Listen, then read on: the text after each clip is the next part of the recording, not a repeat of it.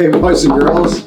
We'll do that. Ron Bass with another edition of Soar High Personal Development. Your source for inspiration. Dots Pretzels. Barks Root Barks Beer. Root Beer. I got it in here. It may not look like Barks Root Beer. I promise. It's Barks Root Beer. I love it. Barks, you guys need to sponsor us. Yeah, just send us. We don't want any money. Maybe just a case of Barks Root Beer to make us happy. Every so often. It doesn't. All my friends drink it too. It's the best root beer there. I think Barks is actually owned by Coca-Cola. It is. So we may be barking up the wrong tree. Not to use.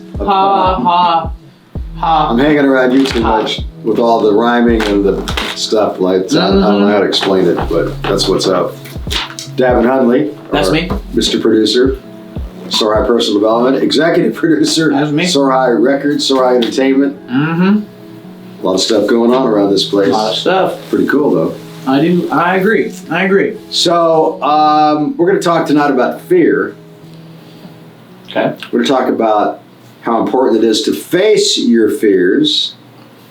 We're talking about how people oftentimes put their head in the sand. Remember the old story about the ostrich? Can't remember really where that came from, but how the ostrich puts his head in the sand. I don't know where that came from.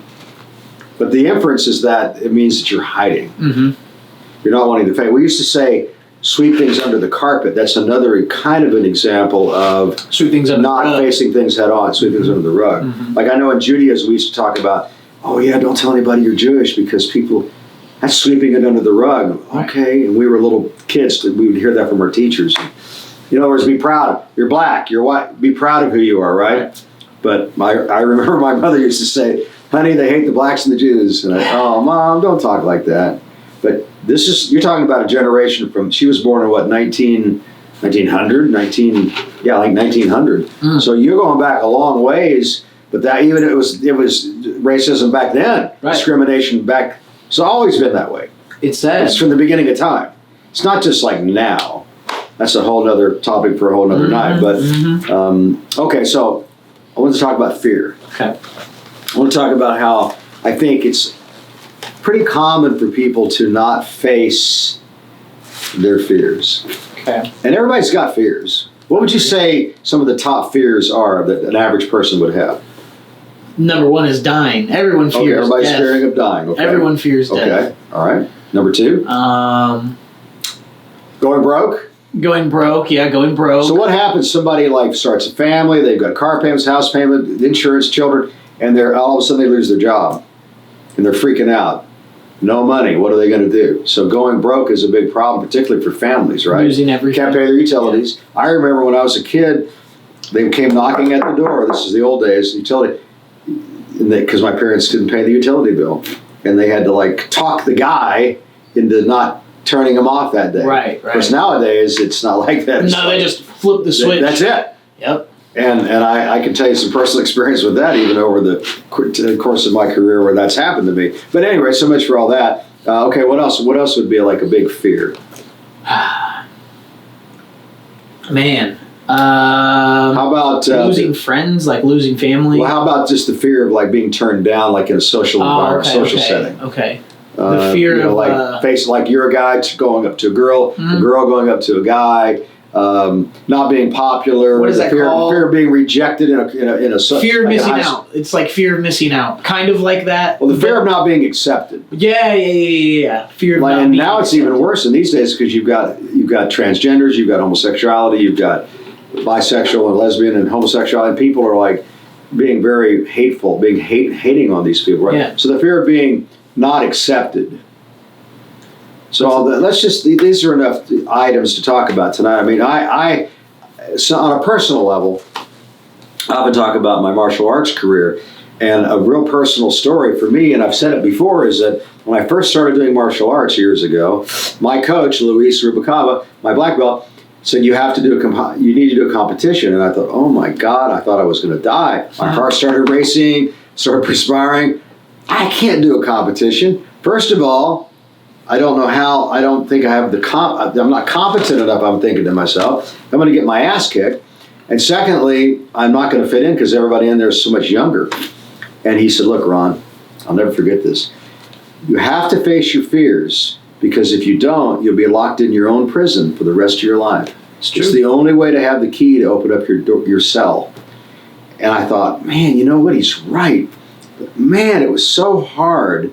But I remember finally agreeing to do a competition, and like the whole week leading up to that weekend, it was on a Saturday. I know I've said this before, but I couldn't sleep, I couldn't eat, I was just a nervous wreck. Right. And I had to force myself to walk into that auditorium, and they called my name, and man, I walked up to that mat, and I was just shaking like a leaf. But the bottom line is I did it, and afterwards I felt like $1 million. So what's the moral of the story?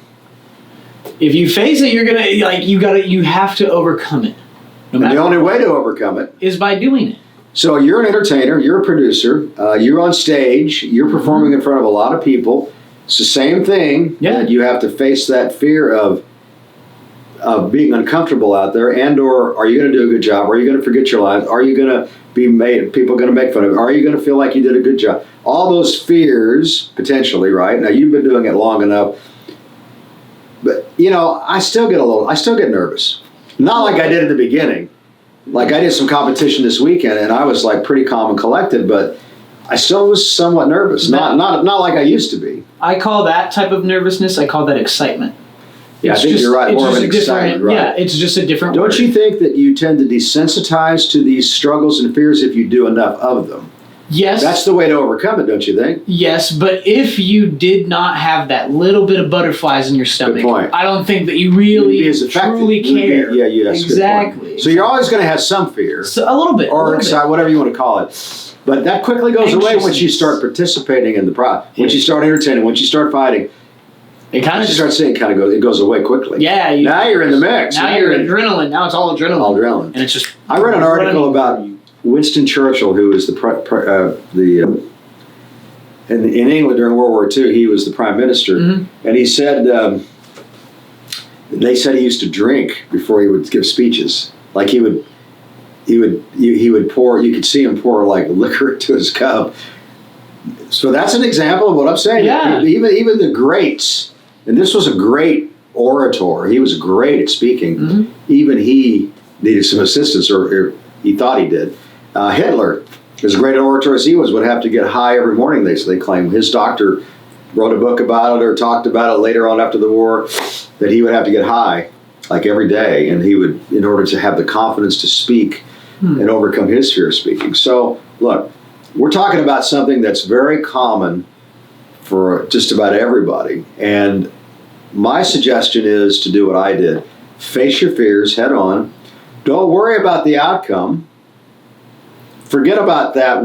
Forget about winning or losing the circumstance. Just participate, and eventually you're going to desensitize to the process. That's my opinion. And I'm speaking from personal experience. Right. And going through like performances. You have your first one and you're super nervous. Second one, you're super nervous. Third, you're like, okay, I'm a little nervous. Fourth, you're like, okay, this is kind of fun. It starts to become like, once you do the repetition, you're like, okay, this isn't really fear, it's excitement. It's excitement. Yeah, like we were talking about. Like once you get through it once, yes, and you keep going, yes, your brain is like, oh, okay, that was fine. That wasn't that bad. You know what I mean? Like you said, you were a nervous wreck, but you came out feeling like So on another personal note, I really wasn't going to talk about it, but I'm going to talk about it because I think if one person can benefit from it, that's great. So this weekend I did something I've never done before. I participated in a kickboxing boxing match. Really? And it was what they call a point sparring, so it was a no knockout scenario, but I can tell you that when you're fighting and you're throwing punches, it's not so easy to pull a punch. But they're right there with you. The way they run these tournaments, it's kind of the in between from sparring into the gym and actually doing a real boxing match, or doing a real and boxing is one layer below an MMA match, but it's kind of an in between. It gets you more prepared for that process. So what happens is they're watching you really close. And if everybody's okay, they're going to let you kind of go at it a little more. If somebody gets hurt or somebody flinches or somebody goes down on their knee, they stop it. So I was watching a lot of the matches before I did my matches, and I noticed that, particularly the younger cats, they were going at it pretty hard. Yeah. And they were letting them because they were handling it. Right. But then when I saw somebody drop to their knee, they stopped the match because they really wanted to. The whole goal is to keep people safe. Right. So that they can get to another level of feeling comfortable to do a real boxing match. So in my case, of course, I was determined to do this for a lot of reasons. My coach that I've been taking private lessons from for a year and a half encouraged me to do it. And it was kind of the same scenario as years ago when I was doing jiu-jitsu, and my black belt encouraged me to do a jiu-jitsu competition. My MMA coach encouraged me to do this kickboxing match. And I said to myself, if I don't do this, I'm a real hypocrite. Right. Because I'm trying to coach all my students every day to participate. And here I am doubting myself. I think, I cannot do it. I have to do this. Right. Win, lose, or draw, get knocked out, get hurt, it does not matter. I have to enter the fray. I have to throw my hat in the ring. And I'm telling you, man, it was a little nerve-wracking, but once you got in there and you started participating, you realize that you've done this before when you're in the gym sparring. It's just at a higher level, and you're using a lot more energy. I can tell you this, 2 minutes in that ring was felt like forever. Yeah, and I was surprised. That's the longest 2 minutes of your life. I was surprised. Yeah. Because I'm in pretty good shape, and I work out a lot, and I do a lot of sparring in the gym. But I was really surprised how much it took out of me. When after the end of 2 minutes, you go back to the corner, and they give you water, and they talk to you, and you okay? Are you okay? And I'm like thinking to myself, man, I'm having a hard time catching my breath. This is what I was thinking, and I'm thinking, I'm a fit guy. So at any rate, I went back in and finished the match. I lost on points, but the cool thing was that I was the oldest guy there by a mile, right? Yeah, but that's cool. So I'm saying that to go ahead. How old was the person you fought? He was like 20-something years old. And you still kept up with him, though? Yeah, of course. I love that. So that's another example, though. What I'm trying to say to the audience is that you can never doubt yourself. No. And like I say, I was prepared mentally to get knocked out, even though it wasn't 100% fight. Right. But I knew I had to do it. So I'm just giving some personal experience to the audience to let them know that even when it looks like you shouldn't probably do something, or it looks like the odds are horrible, it doesn't matter. Participating is what matters. Win, lose, or draw, it doesn't matter. Participation. Yes, doing it. Participation. That's the key. That's there. the win. That's the win. And that's the win for you as a person, to build your confidence, to make yourself feel better about yourself. Because if you can feel better about yourself, tell me what happens. Everything gets better. Everything. Like, give me some examples. So a great example that has happened, I've seen it with my own eyes. One of my producers, King Baby, went from being, super broke, just flat, needed to pull himself up by his bootstraps, like you say. Yes. And he did it. All just in front of my eyes. And it was just from him feeling better about himself and more confidence in his craft and in what his abilities were as a person, as a communicator. So it was great to see that happen again. Whoa.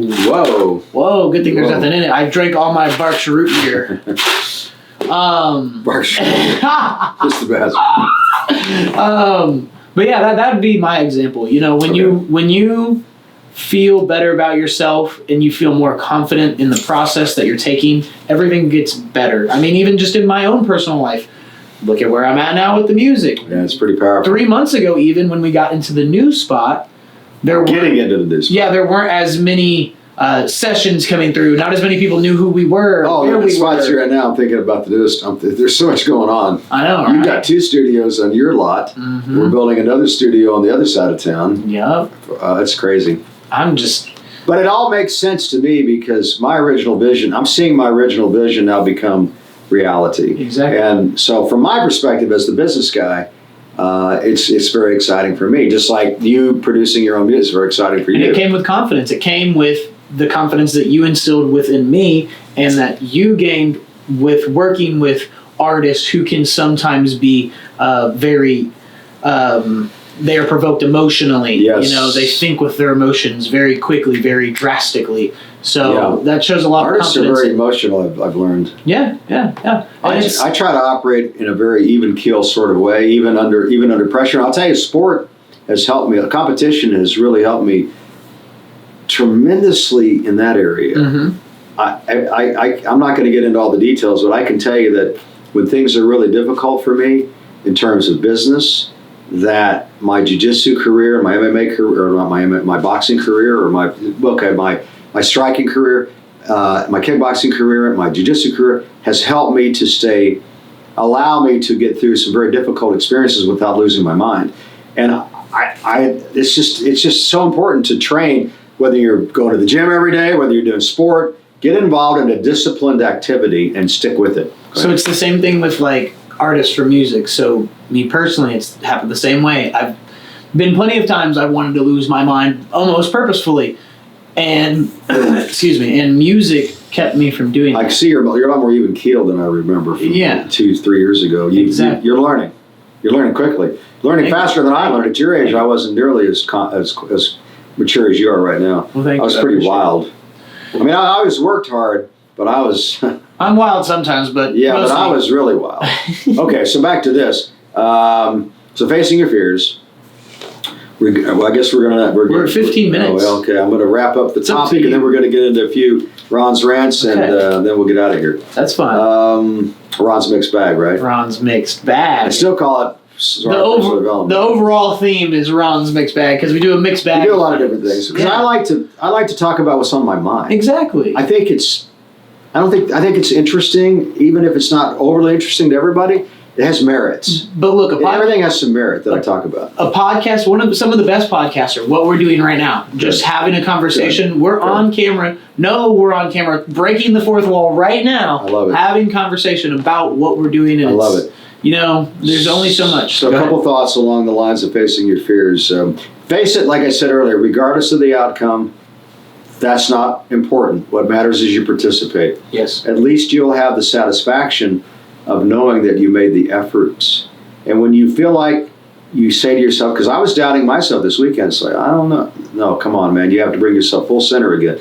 You have to, self-talk is a big deal. You have to use self-talk to keep yourself in line with with whatever you agree to do. You can't back out of these things. You can look. I could have made a million excuses not to go this weekend to do the tournaments that I did. I had a million reasons why it made better sense not to go and participate in these two tournaments. But I realized if I did that, I would hate myself, and I don't want to hate myself. I want to be happy with myself. So I said to myself, "Look, man. You just have to enter the fray. All these other things that you need to deal with are going to still be there when you get done with the tournaments." And that's exactly how it played out. I was able to handle all the struggles that I had going on after I participated in these events, and I was still able to solve at least enough of them to make things back to sort of normal again. Right, right. Okay, so I'm dwelling on that too much, probably. So another thought or two, self-talk. I mean, it's just so important. So that's kind of it on that topic. Look, there's all kinds of things more we can talk about when it comes to facing your fears, but another time, another day, another podcast. Right. Okay.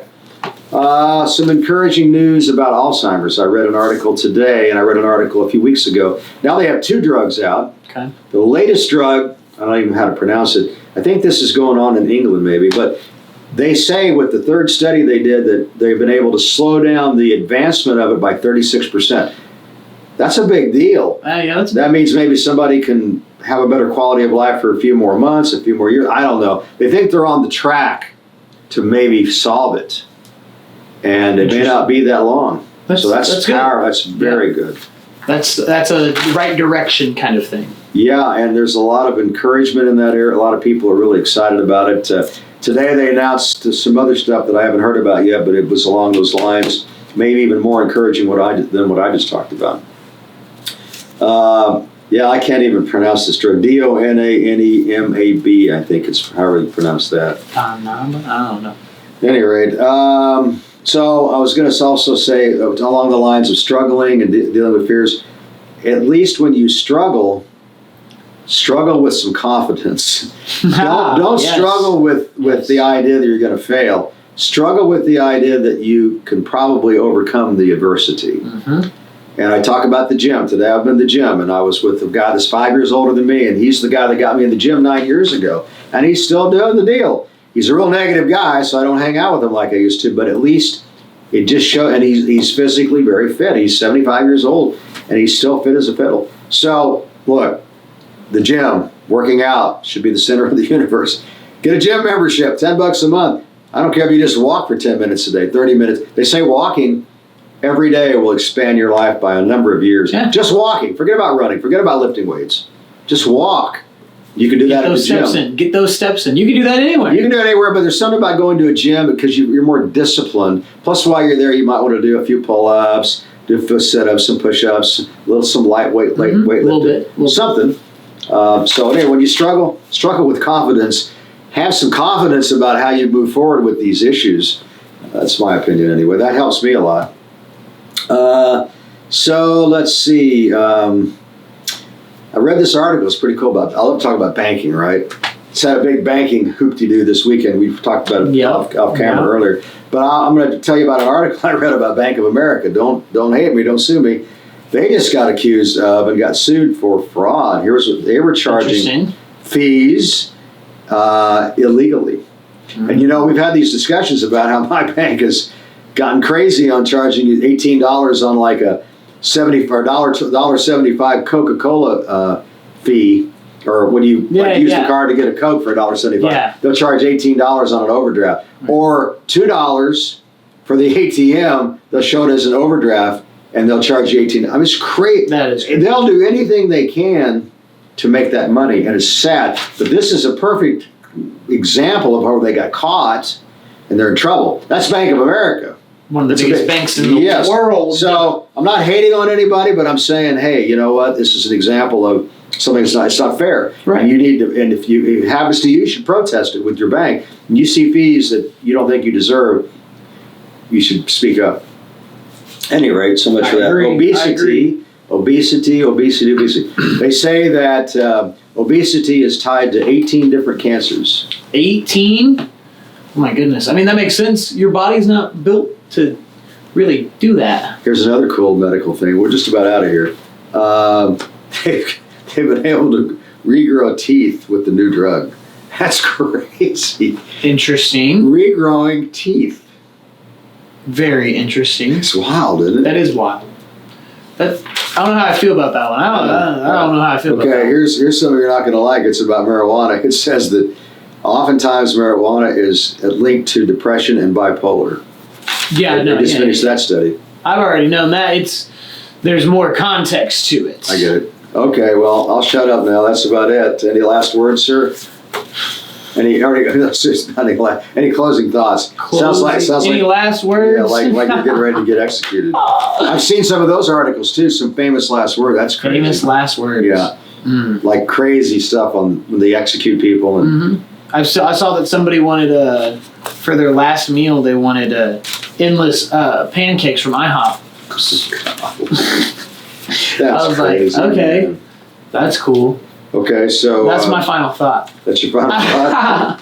I want pancakes from IHOP. Unlimited pancakes from IHOP. All right. Well, I guess my actual real final thought is don't, like you said, don't give up on something just because you're fearful of it. You still need to go through the process. It is okay. There are many fears. There are fears of like not making it. Like, where am I going to be in 4 years, 4 months, 4 weeks? You just have to keep going, and it's kind of just like that. It is what it is. That's what I've learned. That's kind of how. And you learned it from. This is personal experience. This isn't like something you read in a book. No, this is just like 1 week you have money, 1 week you don't. Next week you could be we can write a book overly about rich. That. Next week you could be $2,000 in debt. You don't know. I still remember the times where I would go through the McDonald's drive-thru with change that I had to scrape up underneath the seat of my car. I remember one time driving back to Springfield, I had to go take a different route, and I had to find change under my seat to put gas, and I was still 70 miles from Springfield. But I pulled in, my car actually died in the parking lot. Wow. I'm not making this stuff up. No. And I'm not saying, hey, look at me, I'm special, but I am saying it's another reason why you can never give up on yourself. No matter how difficult it is, you can always come out of it, which obviously I did, and you have as well, and you can as well. Don't ever give up on yourself. So until next time, just remember, if you don't give up, the stars, they will line up. So stay positive and never give up.